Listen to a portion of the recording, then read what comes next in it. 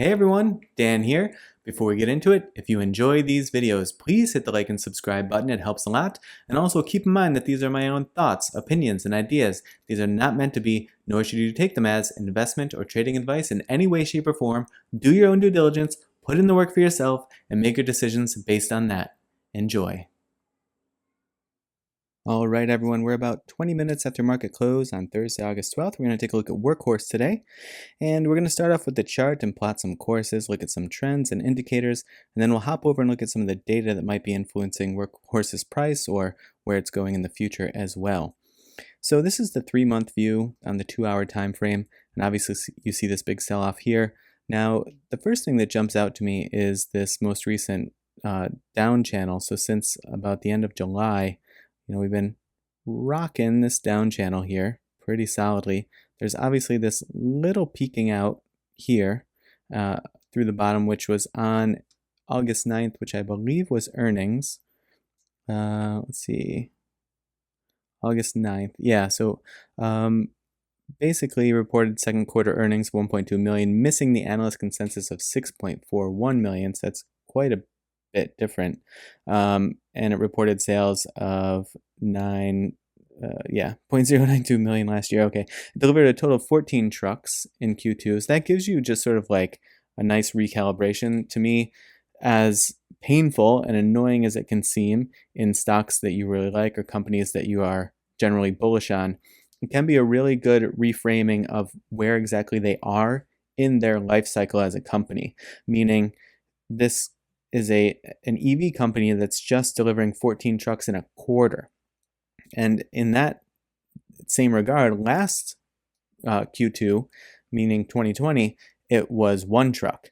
And so this, again, just gives you sort of like a nice recalibration, I think, to where this company is. And even if you still think that the prospects for the future are really, really bright and that there's good things ahead, I think it is good to be grounded and understand, okay, this is where they are right now. And there's a lot of work to do. And there's a lot of things that they're going to have to execute on pretty well. It's not easy to execute on things. In my opinion, the hardest thing to do is execute on any given thing. And so that's what they have in front of them, executing on a bunch of milestones, a bunch of targets that they will have set for themselves in order to become a successful and profitable company. And like I said, that's just the most dangerous position to be in. Operating expenses rose, so that's challenging. Operation loss was 34.4 million versus just 6.98 million previous year, so loss is increasing. Loss per share of 35 cents beat the consensus of 29 cents, so that's a positive sign. Net loss for the quarter narrowed to 43.6. That's a good sign.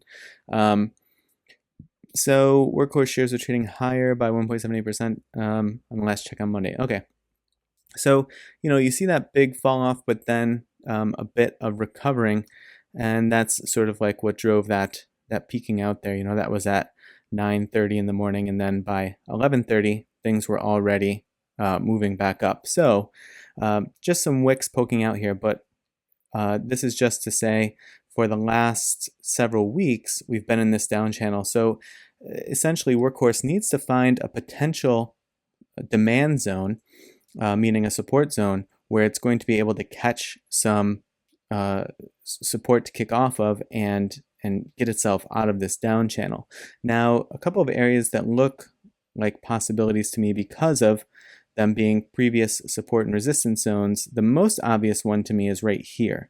So you see all of this previous support and previous resistance before that, and previous resistance and support before that as well. So very, very strong zone here, historically speaking. And that's about where the wicks bounced off of. It was just a few pennies away from there. And so to the extent to which it can use that to build strength and bounce off of, this to me would be the most likely at the moment bounce zone, which I'll put in purple. And just for good chart keeping purposes, I'm going to flip this to red because this is a down channel. And so this is just to say that the extent to which it continues down this channel, I would look for it to bounce off of that 923 level if it comes down to it again. And best case scenario here is it's able to kick itself out of this channel and reverse trend and get, obviously, a trend reversal going. So we'll look at the indicators in a minute and see sort of what the possibilities for that is. Now, where we are at the moment is at another key level resistance-wise. So it's hitting resistance not only at the upper bound of this down channel, but it's also hitting resistance here at this 1019 level, which was previous support that you see all through here, and was back here, previous resistance at that same level, that then it was able to get through and was part of the path for it to have this really significant run up, a few months back. And so that's going to be its biggest challenge at the moment, getting support over that 1019. Obviously, that would get it out of this channel and could offer it an opportunity to set itself on its merry way.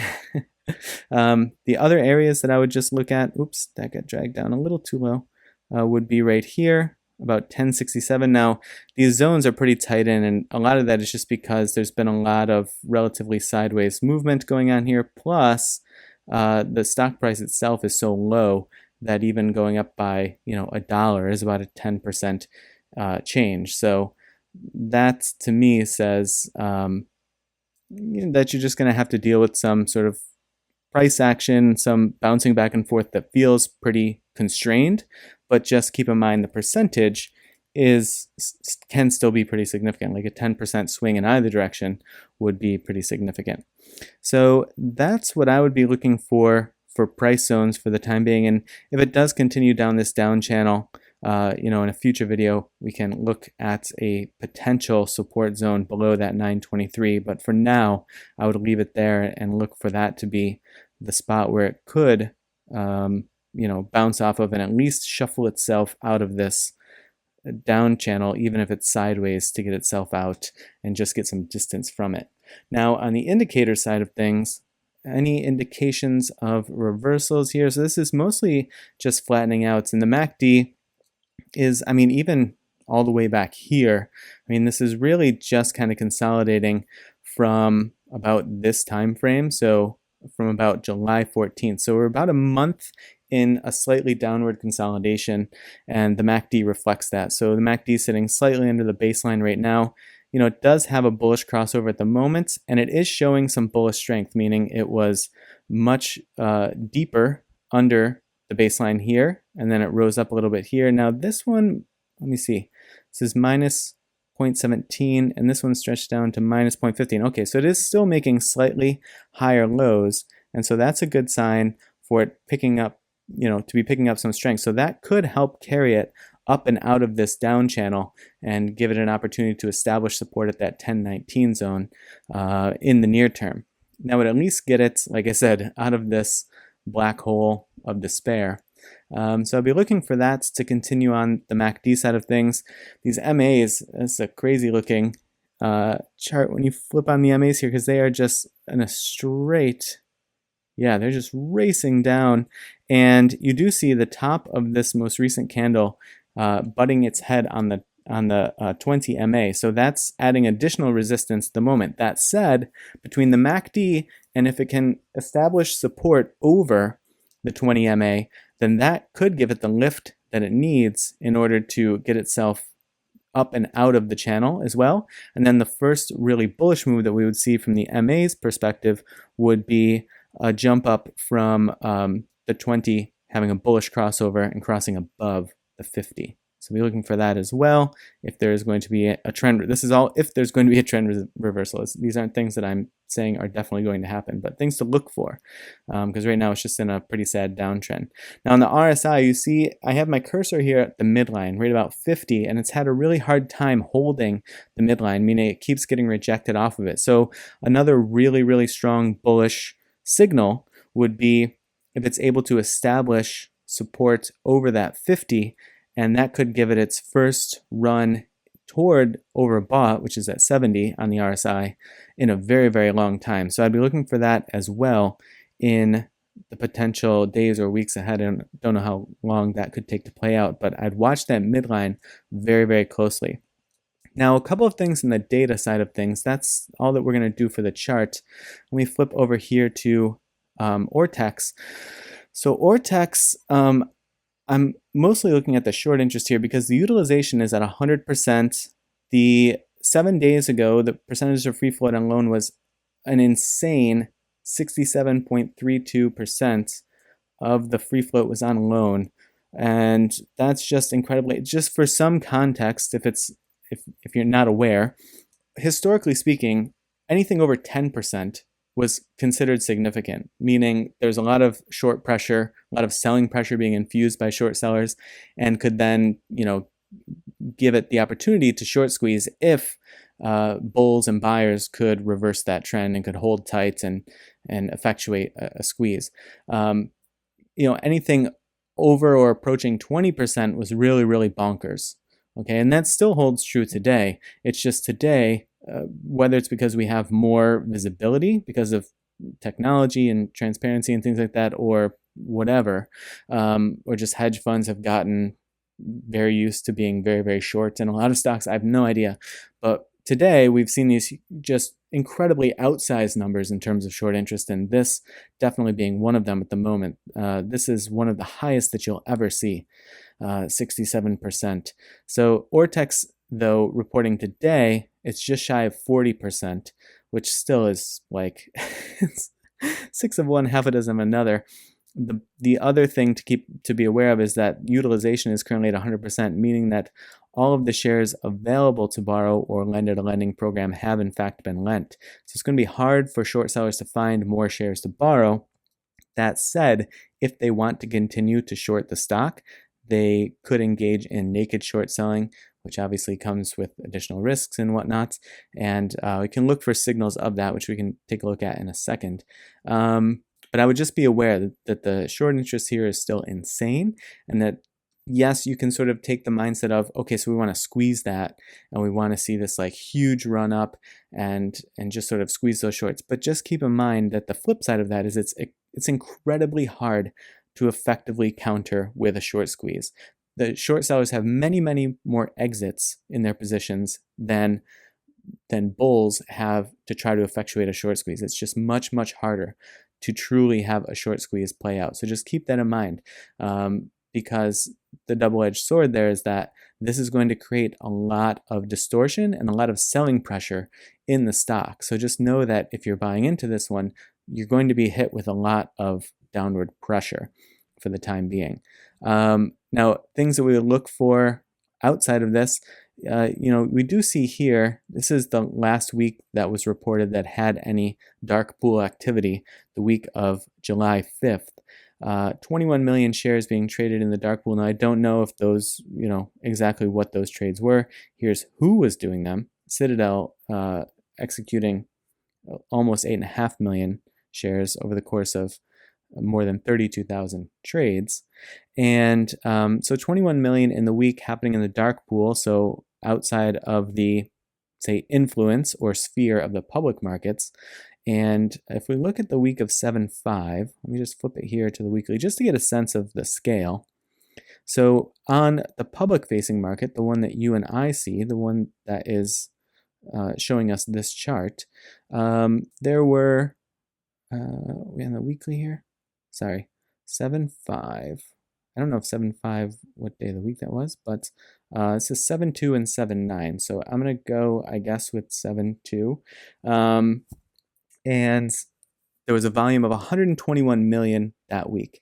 And so 21 million happening in the dark pool, an additional few million happening in other dark pools.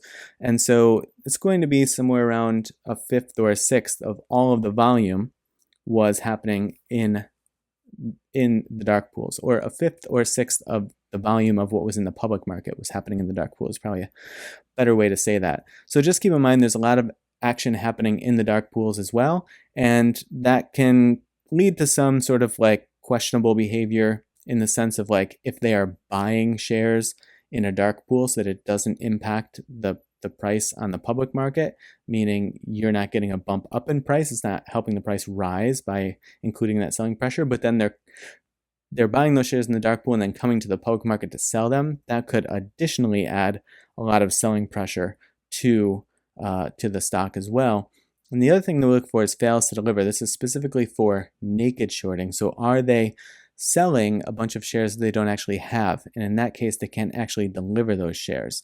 And from what we see here, this is at least in the last half of June, these aren't really high numbers. They might seem like it, but these are cumulative for one. So it's not that there was 692,000 shares that were failed to deliver on June 21st. It's that cumulatively leading up to June 21st, it peaked out at 692,881, and then the next day was down to 423. So that amount got resolved, plus any new ones that came in.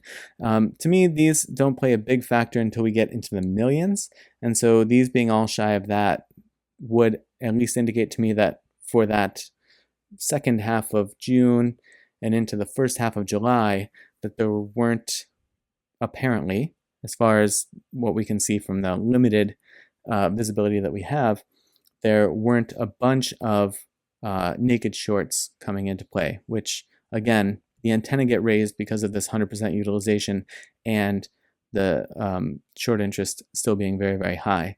So I would just keep an eye on that. And again, just know that if you get in this one, you're obviously fighting this downtrend. You are approaching this potential bounce zone. There are some good there is some potential good signs on the indicators like we talked about, but you're also going to be fighting the distortion that short sellers bring into the market when they are short selling, and that just makes it look like there's much more supply and much more downward pressure than there actually is. So just keep that in mind if you're in this one, so that you know what you're getting into. All right, well, I hope your trading week is going well, and I hope that you're able to finish it strong tomorrow. I appreciate you watching the video, and I will see you in the next one.